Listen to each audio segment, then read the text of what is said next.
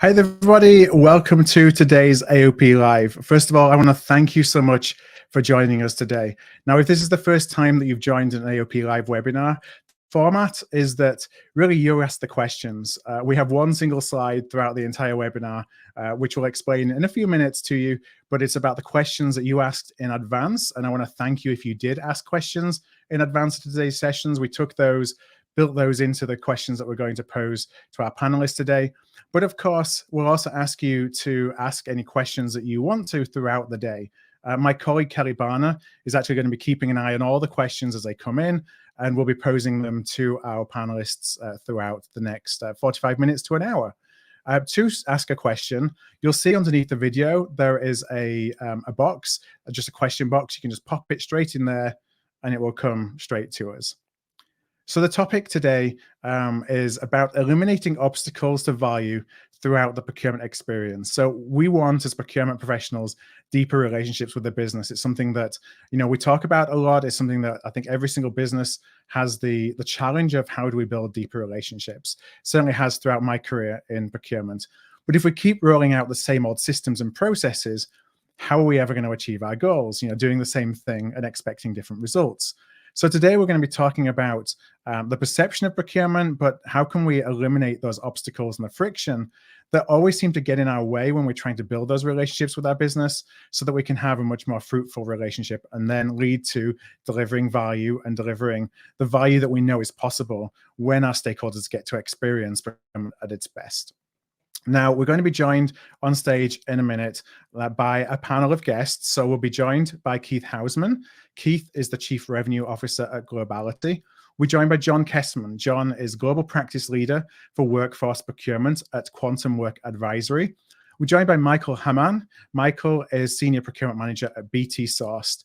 And we're hoping to be joined by Emily James, the Head of Talent Procurement at BP. I know Emily's had some tech problems just as we're getting ready. So I'm hoping that Emily will be able to join us throughout the session. So with that being said, let's go into the conversation.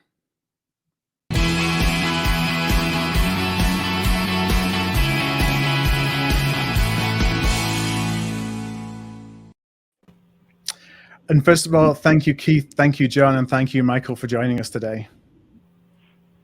Thanks for having us. Now, the first question that we often ask, I'm going to pose this both to John and Michael, and I'll ask Michael this to you first, because Keith, I know you've answered this question a number of different times for us. Did you find procurement, Michael, or did procurement find you? What's your kind of procurement origin story? I think it's a bit of a mix, right? I've been in the TMT sector for the last 15 years, and my first touch point was actually with my first job, which was an internal audit. And one of my first assignments in audit was actually to audit the structures and the processes of the VPC, the Vodafone Procurement Company. Mm-hmm. And that was essentially my really first touch point with procurement, right? And subsequently, I moved to various positions in finance, commercial, business development and sales, and in various regions. So obviously from Germany, as you might be able to hear, I spent a few years in the UK, Hong Kong, back to Germany, then back to Asia and Malaysia. And throughout the BD and sales part of my career, I was dealing more and more with procurement, right? And at some point, that is really good procurement guys, and I thought, you know what? Actually, it's quite an interesting proposition to maybe sit at the other side, right? Mm-hmm. Not just trying to sell it, and also just really understand it from a buyer's perspective. And then last year there was this fantastic opportunity with BT Sourced, which was set up in April, and made the move from Malaysia, and now I'm here in Dublin, and I'm pretty happy to be with BT Sourced and make some changes in the way we do procurement. And what exactly is it that you're doing today at BT Sourced, Michael? So my role is twofold or threefold essentially. So I manage the professional services teams, which includes advisory, consultancy, financial services, learning development, HR services. I manage the regional services team. And then a big part besides the, I would say, standard procurement stuff, which pays the bills, right? Hard savings, soft savings, risk management. I think I also look after after digitalization, and globality is a big part of that story from our perspective. So me and my team are really driving the adoption within Globality across BT source.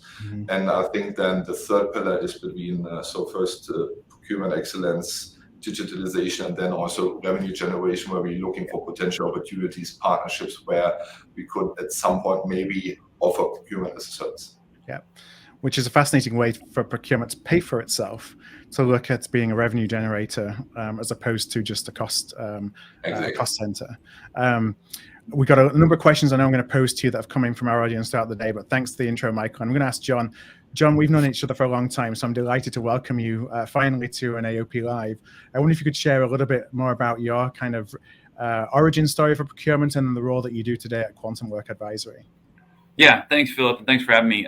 Yeah, I think I'm probably one of the more of the rare breed that began my career in procurement. I actually have a degree in purchasing and operations management from Michigan State University. So, I don't know if I found it or it found me somewhere, 25 years ago, but I started in it, and here I am after a pretty interesting journey along the way. Lots of different roles from buyer to consultant to category lead to heading internal and direct spend programs. So a lot has changed in that period of time for the better. A lot has stayed the same, and I think there's still a massive opportunity to do things better, to contribute more value, and I know that's what we're going to dive into today. At QuantumWork Advisory, so it's an advisory transformation firm, really focused on everything to do with workforce. So we see that area of organizational challenge as a huge opportunity to help customers figure out from a spend management, from a technology and a service design perspective, how they can address the services spend, labor spend, and the workforce attraction and management problem, sort of through a procurement lens. And that's really what my role is to help organizations with. All right. Thanks, John. And Keith, I know that we've asked that question to you a number of times, but just for anybody who is watching or listening to this as a podcast subsequently who hasn't heard before, could you just talk a little bit about your role at Globality? Sure.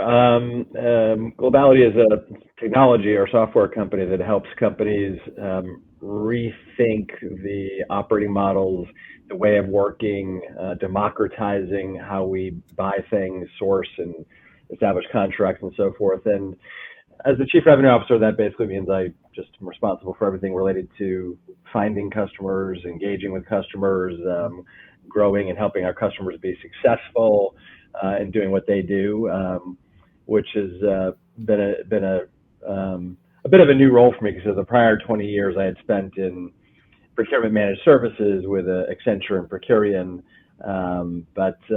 It's been an interesting new bit for me over the last 3.5 years, but it's all about making customers successful and transforming how they work. Now, we've talked a lot in a variety of conversations and sessions in the past as well about the procurement experience. We're going to talk a little bit about the procurement experience today as well, but just for kind of level setting from a terminology and language perspective, what does the concept of procurement experience mean to you? Yeah, I think what it means to me is that the procurement experience has to be to our business stakeholders and so forth, and the suppliers for that matter, also stakeholders. It needs to be relatively intuitive. It needs to be simple. It needs to be connected. In other words, it can't be disjointed and hop around from one place to the next. And I use this term perhaps too much, but consumer-like. In other words, we all know what consumer-like experiences are, and companies that we interact with in our personal lives have honed those experiences. And I think as we'd be looking to hone them in the same. And I think the experience also needs to be one that is smart. In other words, infused with knowledge, whether that be infused by humans or by the technology. But I'd say in short, as they see value, to trying to get around or avoid because experience isn't great, or the agility isn't what it needs to be, or the value isn't there. So I think it boils down to it's got to be an experience that people want to willingly be part of, because it adds value and is easy and simple. All right. Well, I know we're going to talk about that a little bit more today. I do want to say if there may be some internet gremlins because there was a little bit of breakup that throughout that, but we're going to roll with it, see how we go for the rest of the session. Now, I want to bring on we did a survey, actually in the lead up to a recent event we did, Mastermind Fall 2022. We asked our community about how procurement is perceived. And that really relates to the experience that we provide. So I think that's why it's relevant to cover today. And I want to bring it on screen, the results. I'm going to read this out just for folks who are listening on the podcast afterwards who can't see the screen and the slide that I'm sharing. So we asked, procurement is viewed by our business stakeholders as, and we gave 3 choices: avoid at all costs, a necessary evil, a way to implement decisions, or a valuable partner. And the results we got, we had 238 votes, were that procurement was viewed by a business stakeholders. The top vote was actually a necessary evil at 43%. We have valuable partner at 35%, a way to implement decisions at 14%, and avoid at all costs at 8%. I want to just go around the virtual table to get your perspective on these results. And Michael, I'm actually going to ask you first. Did you see these? Does this surprise you?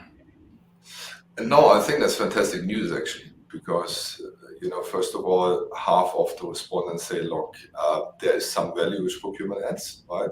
I think that's the first good news. And the second good news is really around there's much more opportunity for us to shift people from the necessary evil to, hey, ways to implement decision or valuable partner, right? And as Keith mentioned, I think one aspect which is really important here is to look at the stakeholders not as someone like, hey, look, they need to go through me anyway, because that's the process. It's really should be more a customer-led approach, right? Because I want to make sure that the stakeholder has a fantastic experience with the procurement organization, meaning, hey, I have a service which I need to buy, right? So where do I go? What's my right contact person? And I think the whole process should be well defined from an end-to-end perspective, and also should be supported by digital tools such, for example, as Globality, which we are using for our processes from that perspective, right? So I think huge opportunity here.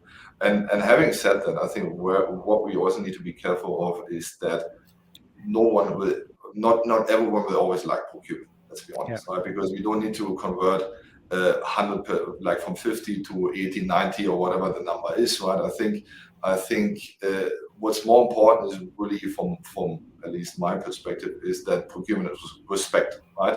I don't need to like them, right? It's not like, hey, I really want to engage them because I already know what I want to buy, what I want to do, and so on. But at least I know, look, they are solid. I know they do their things. They're fast, they're agile, and essentially they support the process, right? And that's what I think. So. And that's a really interesting point, Michael, about the fact that it doesn't necessarily need, or you don't want to strive for it to be 100%. John, taking into account those results, is competitive tension a good thing sometimes with our stakeholders? That we're not necessarily striving to be to have the best relationship with everybody, because that may assume that, well, actually we're just basically doing the things they want us to do as opposed to being an advisor and a partner.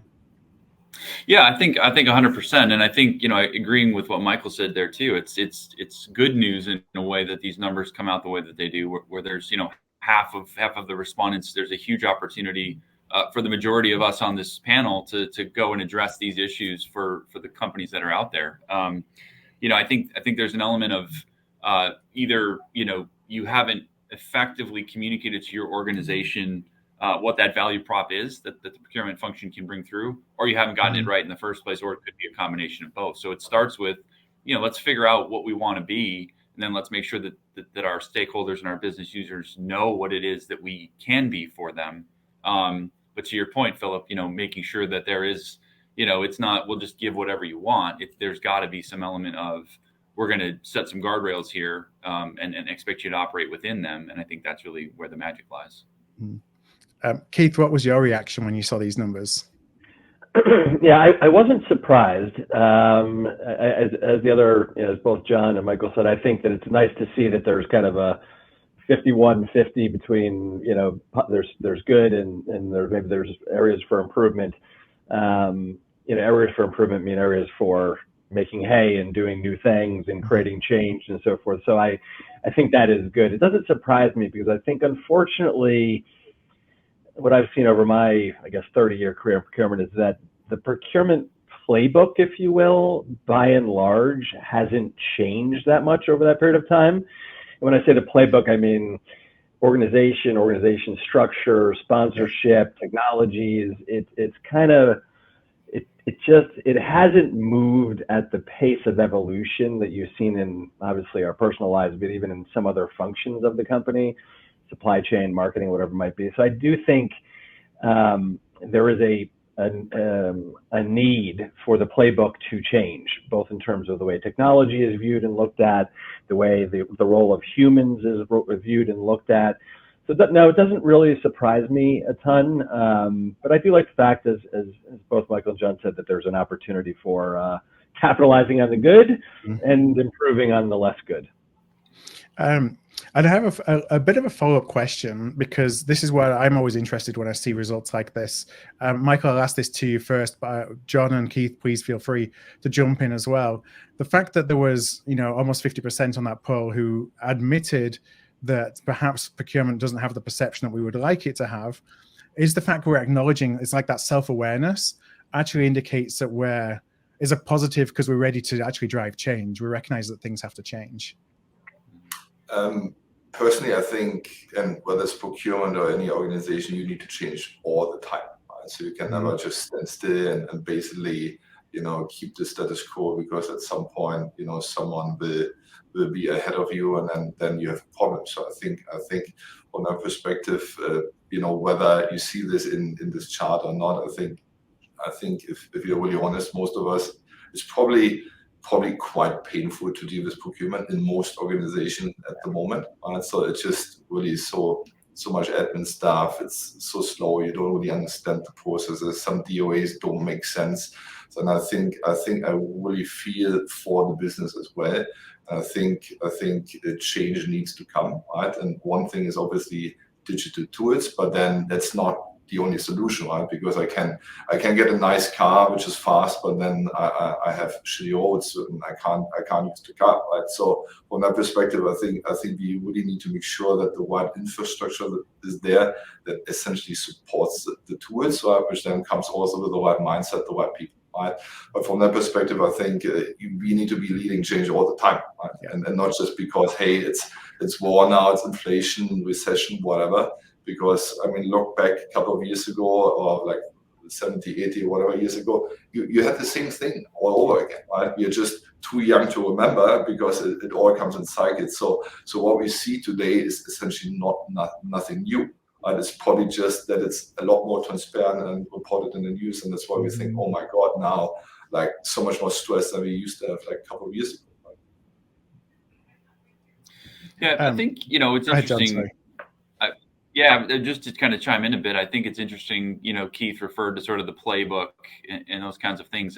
There's certainly those numbers are indicative of the need to change. It's you kind of have now a convergence of things like technology, and I think organizations' openness and willingness to maybe listen to procurement a little bit more, but we can't show up with the same playbook and say, hey, this way, we got to do that way. And it kind of, when you think about stakeholders and who you're appealing to and who you need to work with, I think we need to think a little bit differently about that too, so that it's not just thinking about stakeholders as legal and finance and some of the compliance checks that we always have to have, but more focus on that ultimate end user, the person that's engaging with the process, thinking about it through that empathetic lens of what do they need to have, how do they need it to work.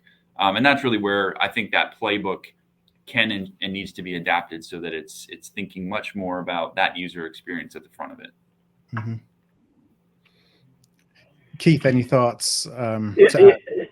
Yeah, well, I'll start off by saying I hope so, meaning I hope that sort of this and other things are a call to action to, as Michael said, like change is a permanent part of life.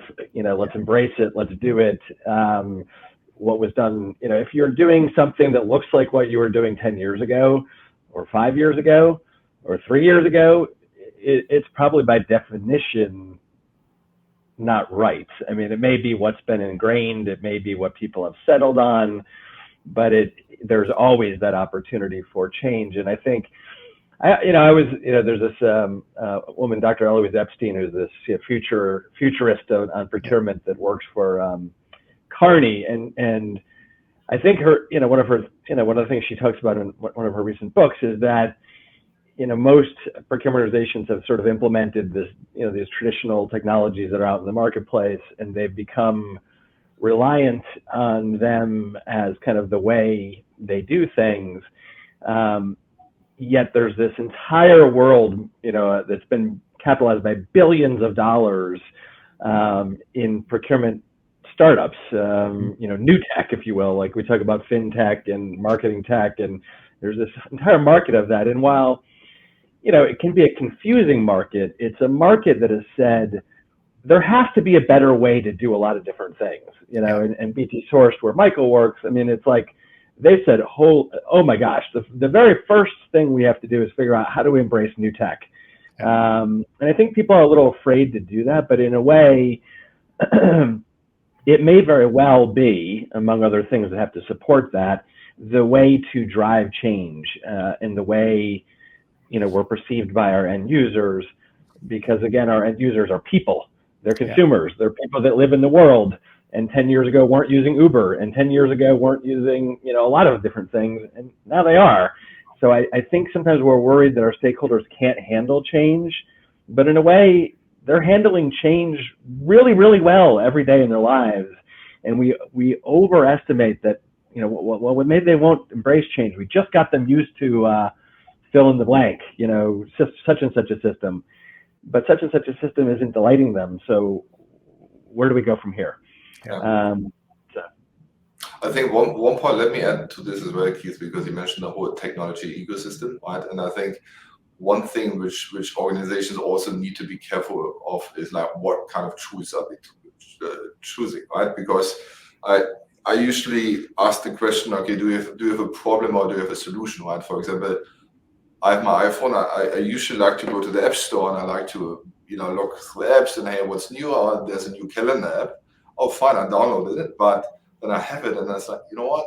It's nice. I already have 5 calendar apps. It's not really my problem that the calendar app doesn't work. My problem is actually that I don't put anything in my calendar, right? So that's why I think you also need to be careful as an organization you see all these fancy tools and say, hello, that is cool and that does this and whatever. And then you have the tool and it's like, okay, what do we actually do with it? Right? So, and I think that's also a fundamental part when you lay out the digitalization journey as such. Now, we had a really interesting question that came in from Susie. I'm going to show this, and John, I'll pose this to you first. Susie asked, if procurement as a whole has a less than stellar reputation internally, could individual members of the team still build strong partnerships with the business? And I love that question.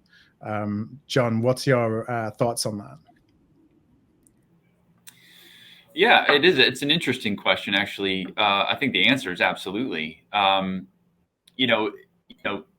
The team matters, right? There's always individual stars, right? And I think that's where you've got to look to be able to start to momentum of change. So, individual members in whatever roles and functions they might be in, I think as long as they're able to, as I said earlier, sort of really identify what the value proposition is, how they can help the business, and be the voice. I think that's the issue here is, the policy or the procedure or the tool set and say, well, that's just the way we have to do things. And I think where I've seen success around me is where you find individuals that say, there's a better mousetrap or there's a better way to do that. I'm going to focus on what that individual user needs, and we're going to solve for that. And, I'm not going to, I might bend some things, but I'm not going to break anything. I'm still going to operate within those guardrails, but, not sort of taking the back seat and saying, oh, not supposed to do things that way.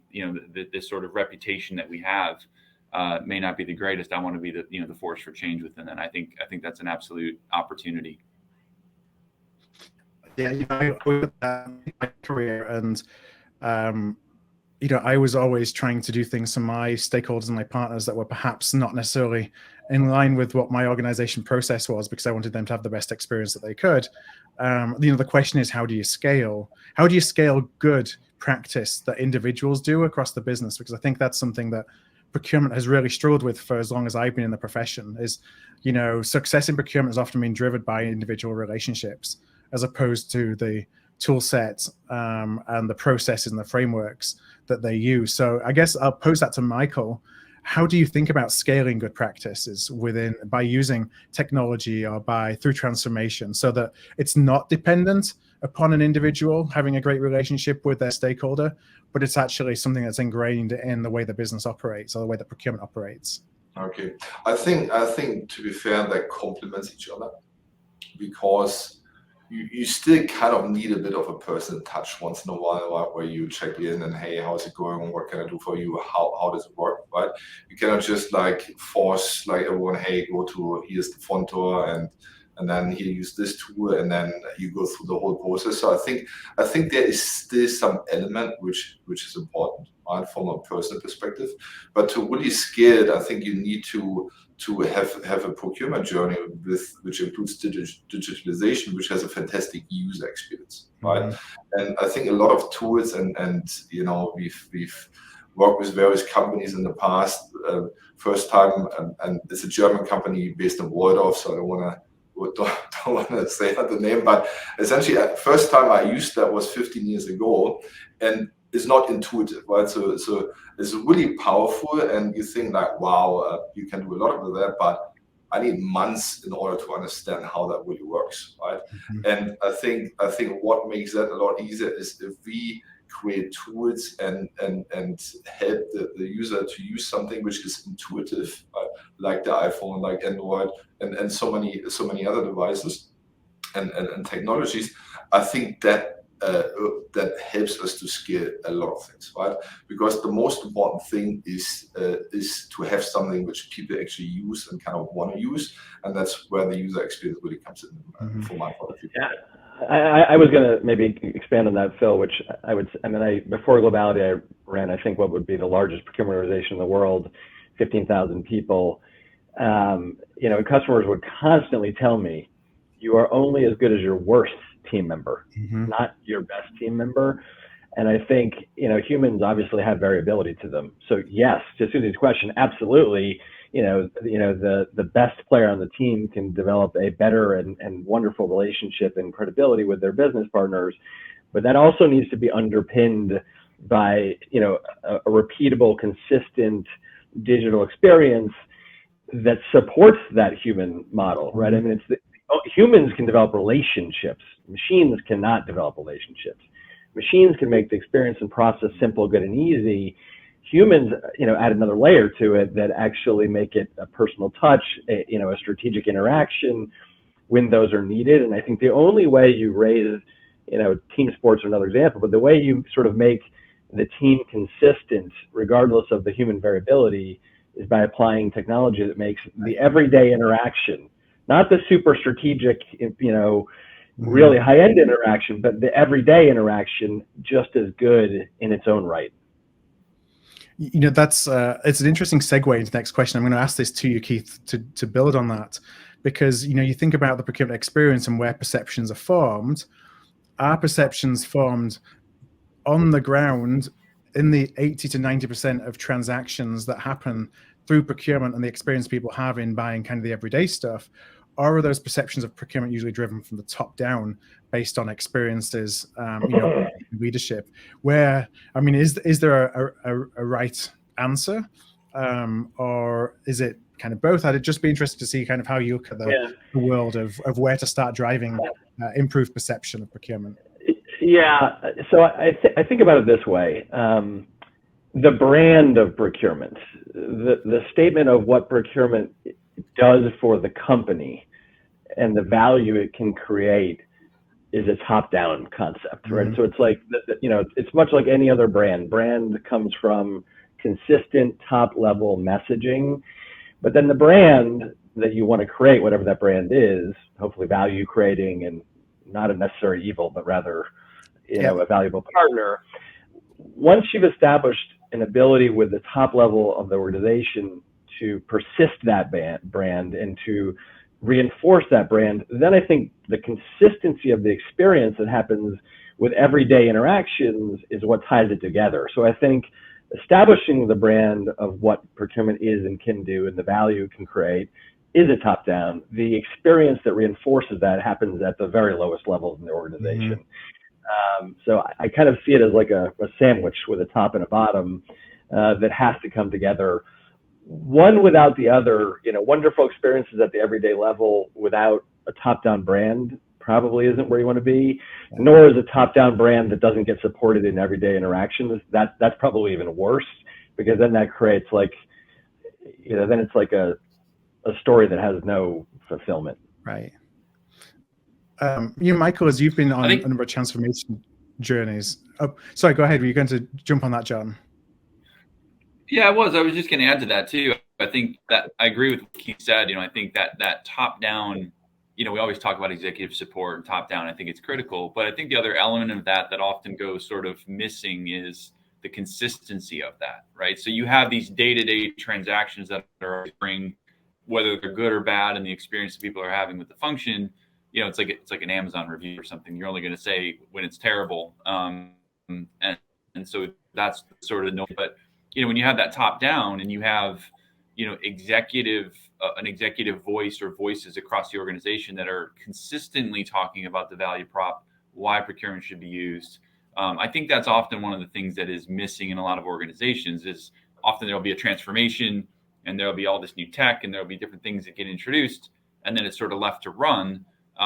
Without the reinforcement of those messages, why, not just the what. I think that's where there's a huge opportunity to make sure that keeps positive. And Michael, I was just going to ask if you could, we talked about top versus bottom, and it's not necessarily one or the other, but as you're thinking about transformation and all the transformations you've been involved in, where do you start? Do you look at fixing the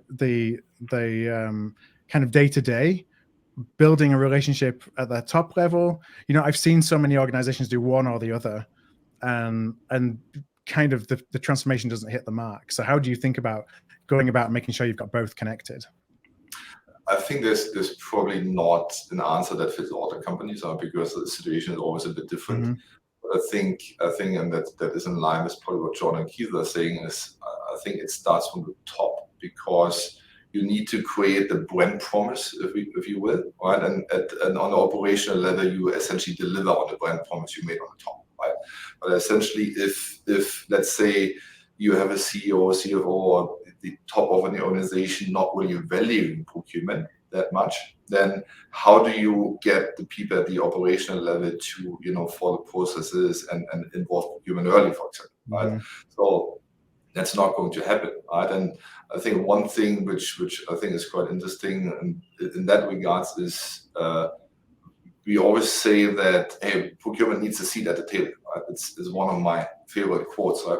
Which you see on LinkedIn all the time and at every conference. And then I'm thinking, like, guys, that's not just something we can demand, right? So you cannot just, hey, look, be my friend, please be my friend. Philip, how do we get friends, right? It's not like, hey, I want to sit next to you and want you to be my friend. So I think in order to do that, you really need to deliver on the promise of, hey, this is what we're going to do for you. This is how we make things easier.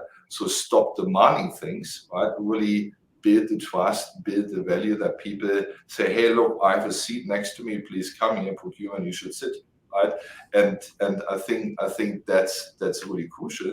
And then if we talk about this whole top-down point again, it's really, look, some organizations are in different states, right? Where if you're a high growth organization and you're chucking in revenue, making lots of money, look, maybe procurement will never get a seat at the table at this stage of the maturity of the company, right? But if you're in a company, and I think lots of companies have this pain right now, where look, inflation, recession, okay, what do we do?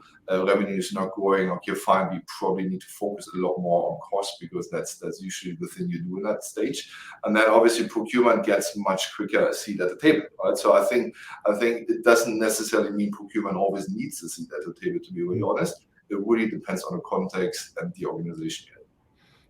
That phrase "seat at the table" is one of my pet peeves for procurement. I think that we have to earn the right, as you say, but we have to provide a value that is wanted within the business. I always look at it from a sales perspective. We're ultimately trying to sell the procurement value proposition, so we have to give something that people want. And if they don't want it, if they don't have value by interacting with us, they're not going to come back for more.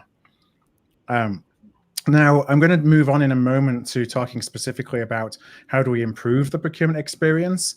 But I do want to just in one question that we got, and it comes from Joseph. And Keith, I'm going to ask this to you. To what extent should procurement expect our stakeholders to know what they want from the experience instead of just offering feedback about what they don't like? I have a very definitive answer to this.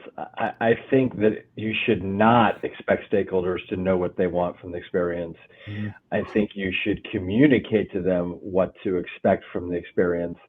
Obviously, there's some variability to what you communicate, but to your last point, Phil, it has to be something they want.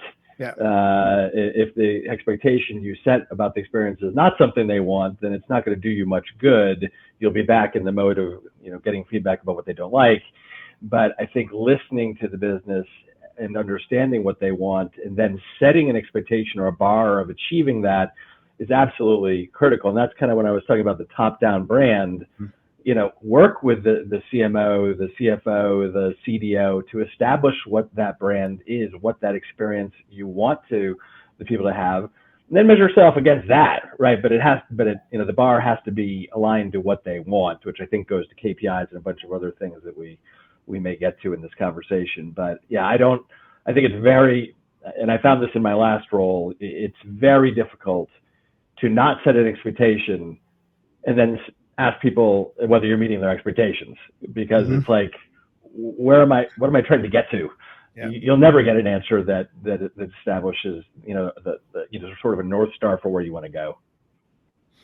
And John, is it our responsibility to sell the art of the possible to the execs on what they can expect from a more improved procurement experience? Yeah, as I've been thinking about an answer to that question, I found probably too late in my procurement career the whole idea of the design thinking approach to things, right? So, we've often sort of built these processes and said, here's how it's going to work, here's the process you need to follow, here's the technology you need to use. And I don't think there's enough of that inclusive development of what it needs to be, which takes into account, in this case, what does the stakeholder need? They don't know what they need yet, but when you get into those sorts of sessions and start to really design that out, it gets taken into account so that you can come up with the art of the possible. What are all the different ways that you can go, design that process that's going to be optimal? And I think there's a huge opportunity there, because I think to Keith's point, they don't know what they want. They just know they need something. And they don't know how they need it to work other than, hey, can you make it like an Amazon experience or something like that? So yeah. I think that collaborative solutioning about what does that process need to look like. And I may have just lost you there, John, for a second. I'm going to pivot, Michael. I'm going to ask you about, because John was mentioning there a consumer-like experience. Keith mentioned earlier a consumer-like experience. When we talk about how to actually create this experience for procurement, what's the mindset that you feel within your organization at BT Sourced in terms of allowing buyers, and I say buyers loosely, buyers meaning people who want to buy something, to actually self-serve and to take themselves kind of through more of a consumer-like experience? I think it starts with the policy in the companies, the framework, because what I can see, there is a lack of empowerment, and you have really senior people within the organization, director level, that, hey, can I really do this, spend 10K here, 5K there, whatever, so afraid to move forward with it. And I think that's really something every organization needs to work on, to first empower the people, trust that the people basically do make the right decision, especially for smaller things when we talk about self-serve. And obviously you can define what that is and which amounts and which categories, and also setting a certain framework so that people can say, look, I can basically act within that framework. right? And if that is clearly communicated and set up, I think you will see a large change towards like people being much more empowered and procurement having the resources and time then really to focus on the strategic things which we should be focusing on. Right? But again, it's really around people don't feel empowered. There are too many policies. Everyone is afraid to make a decision. They need 20 different approvals, and then you're just asking why. Right? And how does it help anyone? So I want to ask a follow-up question to that then. I'll ask this to you, Michael. What approaches have you experienced that actually help ensure that policies are followed and that a good user experience is actually created so that people want to work with procurement? I think from the second point, that's quite easy because sometimes you have policies, right? And some policies don't make sense, right? And I think sometimes you have to work with a stakeholder and say, hey, look, you didn't do this or you didn't do that. And, you shouldn't be the guy that's, hey, look, you tick, and you have missed ABC, right? I think you also always need to apply some flexibility when you say, look, it's not really a major issue, and hey, look, this is what it should be, and this is how we should be doing this, but let's move on and let's be pragmatic about that. That's to the second part of the question. So now you have to report the first part because I've forgotten the first part of the no question. worries. The first part was around approaches that you've experienced that actually help that those policies are then followed. Within having a good or wrapping or building a good user experience around it, so it doesn't feel as though you're kind of pushing somebody through a compliance process. They actually feel good about the way they're buying something. They don't feel as though it's just all checks and balances, but the reality is underneath it all there are those checks. I mean there are things obviously which there can't be an exception, right? If you have contract GDPR challenges or whatever, so you cannot just say, whatever, waive that, right? So, but I think there's always certain things which where you can also decide together as a stakeholder, look, not ideal, but let's just move ahead with it because the project is more important than the process, right? And you see in the procurement organization that people hold on to this process and make it almost more important than getting the actual business done, right? And I think that's a worth thing, which I had experience recently with the stakeholders. Like, look, if the supplier doesn't do ABC, then we don't do that. And I think, look, this is a critical service, and you cannot put the process above the critical service which the company needs, right? And I think that's quite important. And then obviously you need to make sure that review the policies, right? I mean, it's not set in stone, and you really need to see, look, sometimes you have something which you develop on a theoretical basis, you implement it, and you say, look, doesn't make sense. Look, don't be afraid to change it if you think it doesn't make sense. Right? Can I add on that, Phil? Please, Keith. Yeah. I mean, I think if you think about the procurement world, particularly on the spend that procurement doesn't really own. I mean, procurement always owns kind of the core direct materials, cost of goods sold, whatever that might be. But they never could really say, I own marketing spend, or I own technology spend, or I own, legal spend, because of course there's people that actually do own those budgets and that spend. And I think that for the last 30 years, those stakeholders have been doing self-service procurement. We call it Maverick, or Rogue. And it's pervasive to this very moment, at this very day, with a vast majority of companies. And I think that you take the notion of, all right, I'm going to actually not try to get them to come to me when they need to do something. I'm going to get them to follow a policy and a process that they find easy and simple to use, where they can be self-empowered, they can be autonomous. And I guarantee you, if you do design thinking with any group of stakeholders at any given day, anywhere in the world, and you sort of pull the thread on autonomy and self-empowerment and self-service, everyone in that design thinking session will put 100 sticky notes on that idea, and very few on many other ideas. And the reality is, like, if you give them the ability to self-source, to drive, transparent, inclusive, competitive activities on their own, but with guardrails, right? You can't go off and do anything. That is something that will draw a lot of positive reaction. It is like, again, self-service procurement's been going on for the entire lifetime of our collective existence. We just never figured out how to actually harness it to the good, which is, all right, you're now empowered, not to do purchase requisitions and POs and that kind of stuff, but to actually make sourcing and buying decisions and processes in the absence of a procurement person who in many cases, there are not enough of them to go around. I mean, there's not enough, we talk about seats at the table. I mean, let's say a company has 200 procurement people. There's like 20,000 seats running around that you can never be at, even if somebody was your friend and invited you to those seats. So I think it really is this idea of taking Maverick and turning it right back on people. Fine, you want to be self-empowered, autonomous, self-service? Here you go. Technology that allows you to stay within guardrails doing certain things right, but on your own, without having to force them through a process that isn't digital in many cases and isn't, Amazon-like or whatever term we want to use.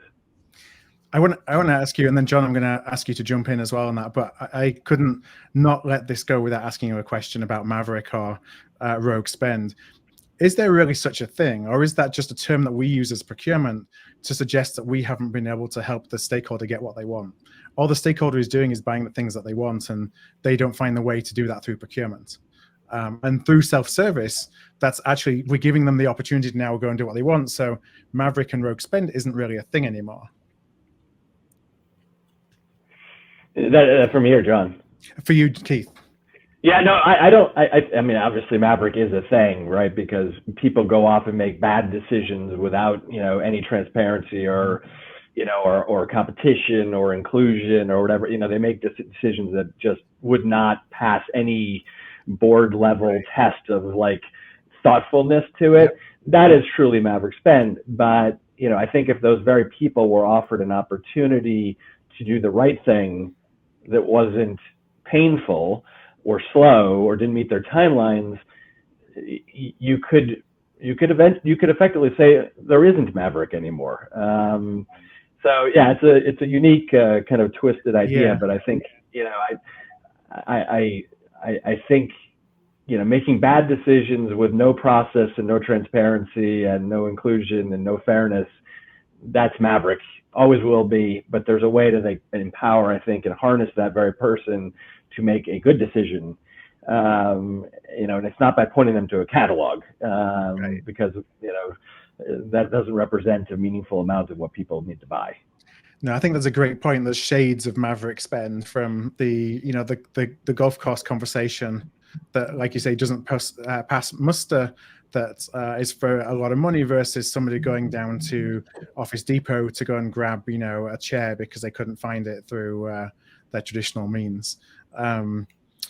John, I want to come to you just for any reactions to some of the things we've been talking about the last couple of minutes. Yeah. No, I think that whole idea of Maverick spend, I was thinking, people below a processor have been self-serving, themselves, anyway. So exactly to the point, find a way to harness it and give them that capability. I was at a conference last month and there was a CPO panel, and without naming names, the gentleman that was up there said when he took over his role, he had the objective of making procurement invisible to the organization, which I thought was pretty genius sort of in this context, because it was all about, build something that people go to without really knowing that they're going to it, and that procurement's behind it. Keith, I know that's been part of sort of the Globality, technology is, it's self-enablement, and don't call it a procurement tool necessarily. Make it something that they see as, oh, this is really cool, I want to use it. So I thought that sort of perspective, I've never heard a CPO say that. When we talk about KPIs and things, I'm not sure how you measure invisibility as a KPI, but I thought that was a pretty cool way to think about it. Yeah, and don't use the term RFP. People don't like it. Michael, you've obviously been down the road at BT Sourced of putting in a platform that helps you do this and helps you start to drive self-service. How is your kind of setting that up within your categories and areas of responsibility of spend? Do you think about what should be centrally managed spend versus what is a candidate for self-sourced spend, and delegated spend, if you will, back into the business?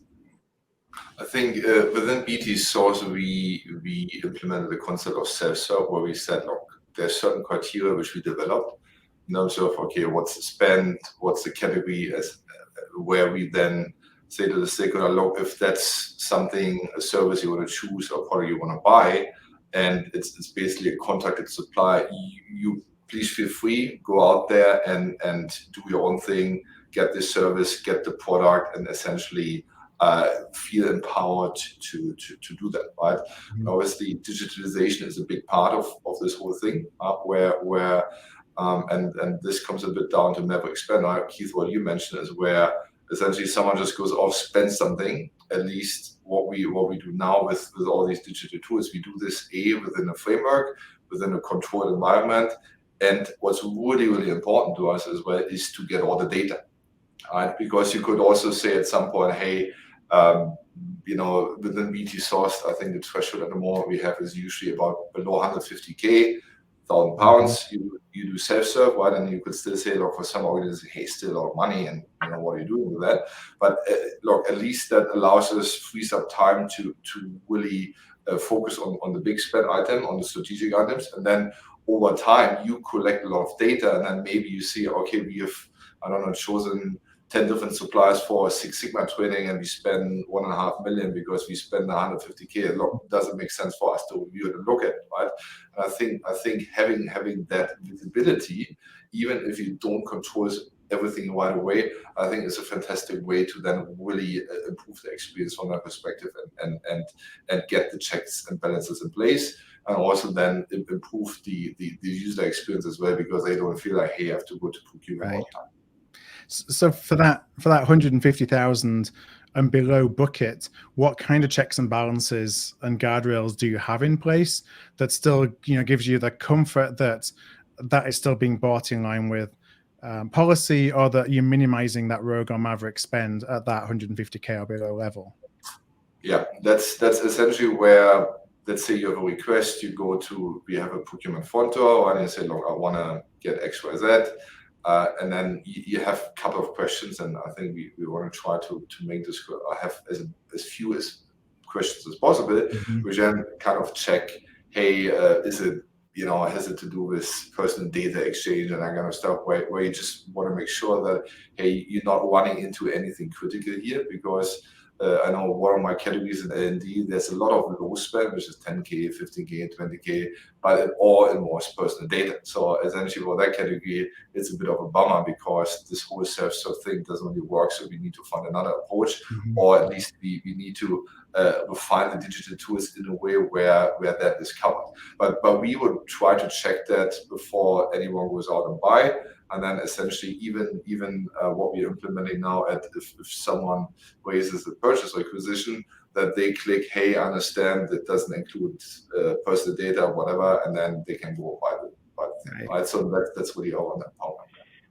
I was going to add, Phil, a little bit to that. One of the companies that we work with that isn't on this panel, they sort of looked at the data, right? The data basically said that transactions under 3 million euros, as it turns out, were 75 to 80% of the work of procurement. Mm-hmm. But it was only about 40% of the spend. So 60% of the spend was above that 3 million euro threshold. So if you think about that, we're employing 75, 80% of our labor to do 40% of the spend. What does that leave us in terms of labor to work on the above 3 million, the hardcore, serious, super strategic, big stuff? It's not a good equation. So whatever threshold the company thinks about, I certainly found in my last role that, if you think about, the good old savings KPI that exists within procurement, 90% of the savings come from 10% of the projects. It's the really huge big ones. So why not flip that on its head and say, those are the ones I want to focus my talents and capabilities and my emotional intelligence and my people on.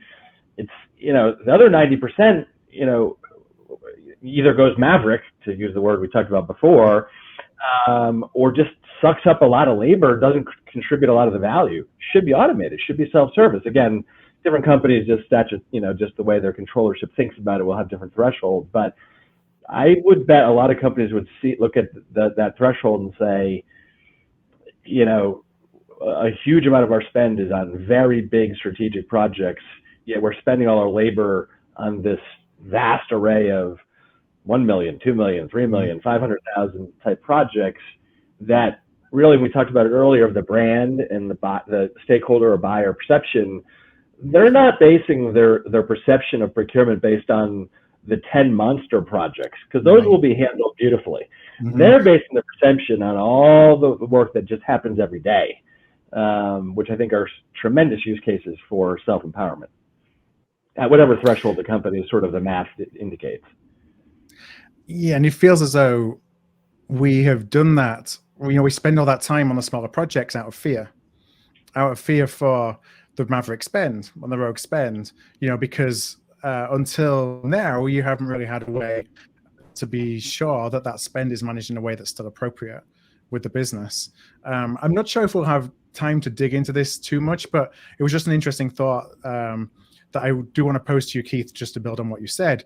This notion of spend under management, is the traditional notion of spend under management driving some of that bad behavior? Well, not bad behavior, but driving the behavior that ends up focusing on the smaller things, because we feel like we need to manage, whatever manage means, all this spend, as opposed to letting some of it go. And should we rethink what spend under management really means?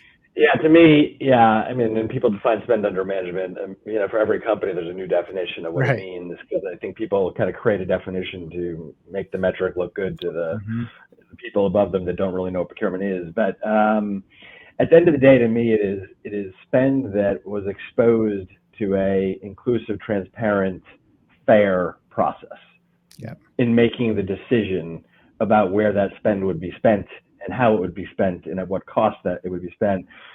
You do not need to have a procurement person to invoke a fair, inclusive, transparent process, that you could actually look at and say a decision was made correctly based on some guardrails and facts.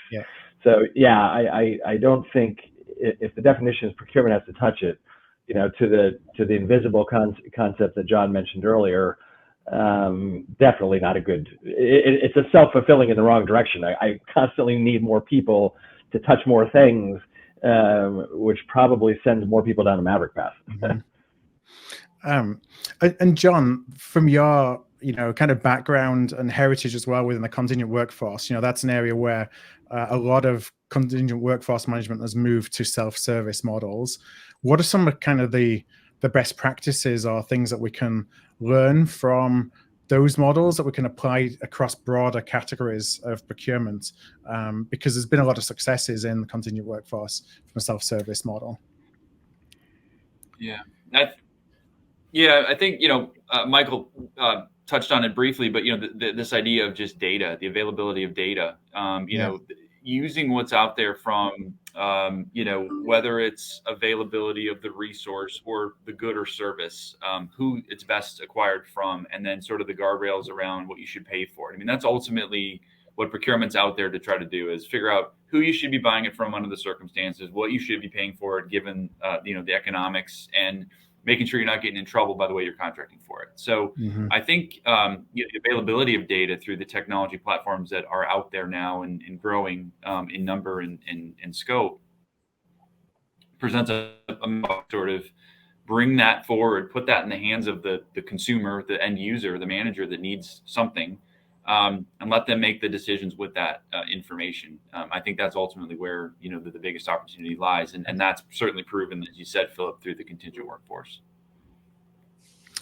Well, I know we're about coming to the end. So first of all, I just want to say generally on this topic, self-service for me, I've talked about this before, is a huge opportunity for procurement, because we've always talked about how we focus on the 20% that's the most important, the most strategic activities. And we've not necessarily had ways to let go, if you will, and to have a managed kind of approach, technology-driven approach to managing that spend that was what Michael said, the 150,000 and below, or even in other organizations, the 3 million euros and below, whatever it looks like. So to me, this is a really big opportunity for procurement. Michael, I want to thank you so much for sharing your story at BT Sourced. I know it's something that from all the conversations we've had with your team is a really big kind of part of your delivery model. John and Keith as well, I want to thank you for sharing all of your experience and expertise with our audience today. Yeah, thank you for having us. Yeah. Appreciate the questions from the audience. It's great. Well, thank you everybody for joining us as well. Thank you. If you would like to join us at any other events on Art of Procurement, you can just go and check out artofprocurement.com/calendar. That's where we have all our events listed. But until next time, thank you so much for joining us today. All right, thank you. Thank Stay you. well, everybody. Bye-bye. Thanks, See ya. guys.